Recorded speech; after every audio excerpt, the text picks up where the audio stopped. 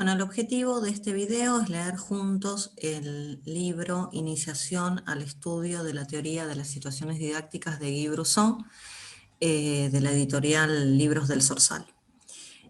Bueno, este texto está compuesto por un prólogo, ¿sí? Es del año 2007 el texto, y está compuesto por un prólogo o la introducción, después tiene 3 capítulos y una conclusión final. En cuanto al prólogo, destacar algunas ideas nada más. Guy Brusson fue el creador de la teoría de situaciones didácticas y especialmente en América Latina, la obra de este autor comenzó a difundirse a partir de los años 80, de 1980, pero en realidad sus trabajos sobre esta teoría comenzaron una década atrás, en los años 70. De hecho, se encuentran artículos publicados por él en el año 1970 por la Asociación de Profesores de Matemática de la Enseñanza Pública de Francia. En el año 1972, dentro del marco del IREM, el IREM es el Instituto de Investigación en Enseñanza de la Matemática, en la Universidad de Burdeos, creó una institución muy original y además cuya obra marcó el inicio de la teoría de situaciones didácticas, que es el COREM. El COREM es el Centro para la Observación e Investigación en Enseñanza de la Matemática. Estos centros de investigación eran como laboratorios que permitían observar a docentes y alumnos en sus interacciones en clase y desplegar experiencias de enseñanza desarrolladas y llevadas a cabo por el trabajo conjunto de personas vinculadas al IREM, que eran investigadores y estudiantes de los posgrados en didáctica de la matemática de la Universidad de Burdeos y docentes de la escuela. Brusson dirigió ese centro durante más de 25 años. En el año 2003, el profesor Brusson fue galardonado con la primera medalla Felix Klein, otorgada por la Comisión Internacional de Instrucción Matemática, que se conoce como ICMI, con esas siglas.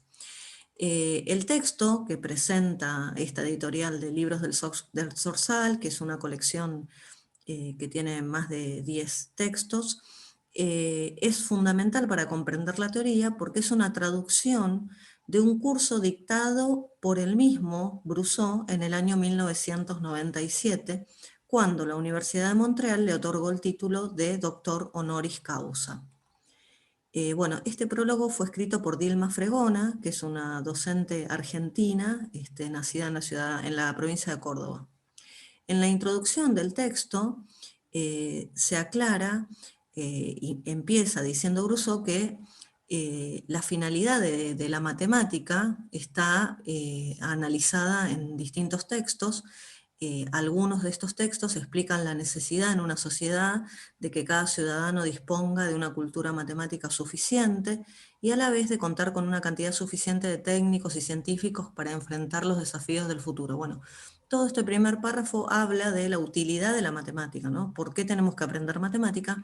Él escribe la frase: la matemática constituye el campo en el que el niño puede iniciarse más tempranamente en la racionalidad, en el que puede forjar su razón en el marco de relaciones autónomas y sociales. Bueno, todo este párrafo introductorio habla de la utilidad de la matemática, pero después obviamente se plantea la necesidad de pensar cómo, ¿no?, enseñar matemática. Brusson dice: ¿en qué medida el éxito de la difusión de los conocimientos matemáticos depende de las ciencias de la educación, la psicología o las propias matemáticas?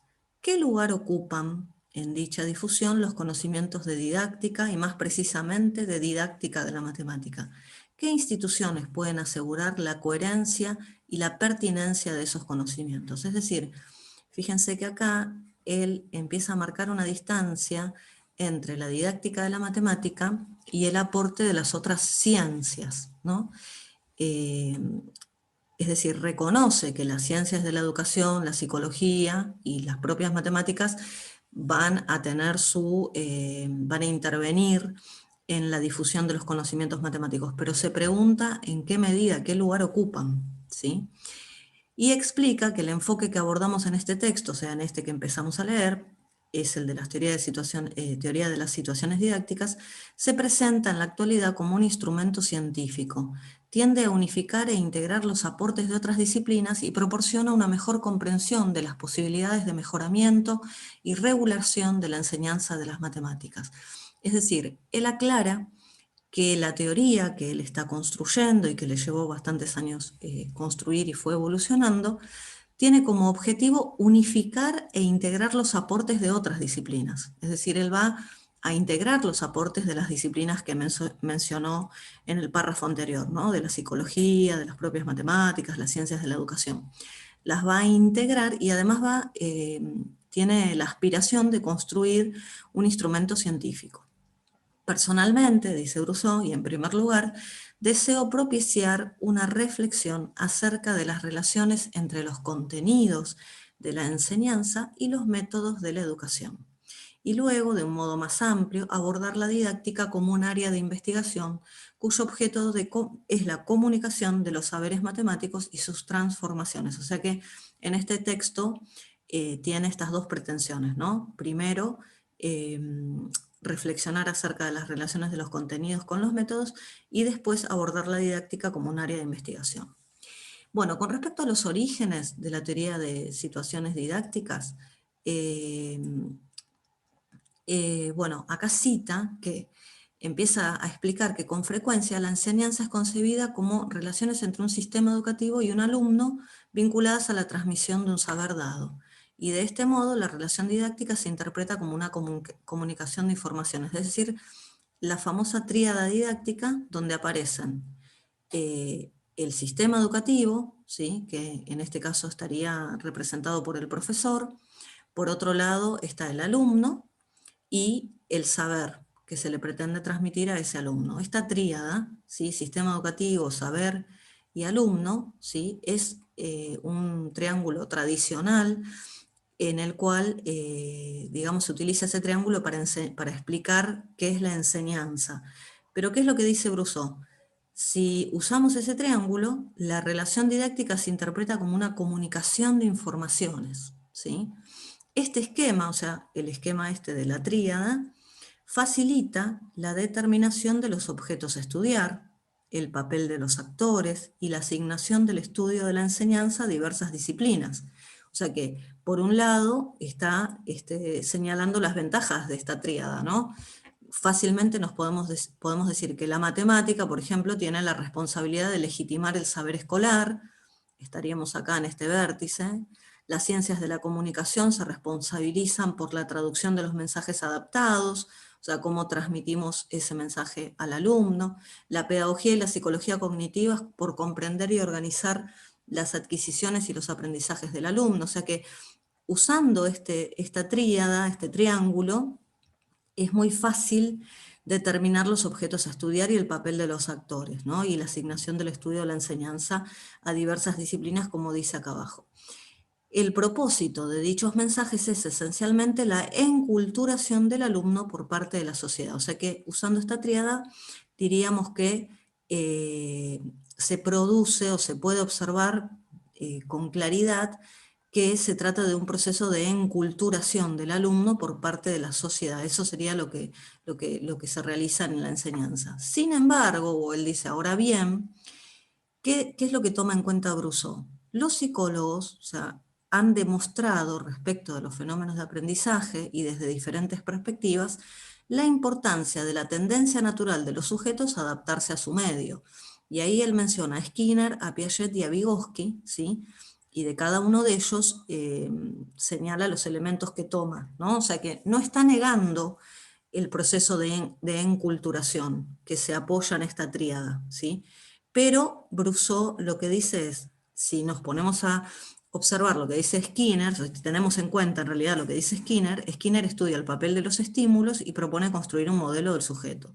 Piaget se ocupa esencialmente de la génesis no escolar de los conocimientos y para ello concibe dispositivos experimentales donde el niño revela sus modos de pensamiento y el investigador reconoce en sus comportamientos las estructuras y los conocimientos matemáticos de su elección. Vygotsky estudia las modalidades de la influencia del medio sociocultural en el aprendizaje de los alumnos, y el estudio del medio en sí mismo da lugar, en consecuencia, a un ámbito ideológico o científico. Desde estas perspectivas, la enseñanza se convierte, pues, en una actividad que concilia dos procesos, uno de enculturación y otro de adaptación independiente, ¿sí? Es decir, Brousseau no niega, o digamos no discute en contra de este triángulo, ¿sí? Digamos reconoce el proceso de enculturación, pero le agrega, le suma, ¿no? También al proceso de enculturación le suma el proceso de adaptación independiente, ¿sí? O sea que dice que la enseñanza se convierte en una actividad que concilia dos procesos. Esto es muy importante de entender, porque el desarrollo de su teoría se apoya justamente en estos dos procesos. Y explica que cuando él era estudiante de matemática y tenía experiencia ya como maestro, un profesor lo mandó a estudiar la psicología cognitiva de Pierre Greco, y Greco, dice, me impresionó por su habilidad para concebir dispositivos experimentales destinados a poner en evidencia la originalidad del pensamiento matemático de los niños en etapas de su desarrollo. Sin embargo, me daba cuenta de que no entraban entre sus preocupaciones analizar los dispositivos en sí mismos, ni explicitar la relación entre estos y la noción matemática cuya adquisición estudiaba.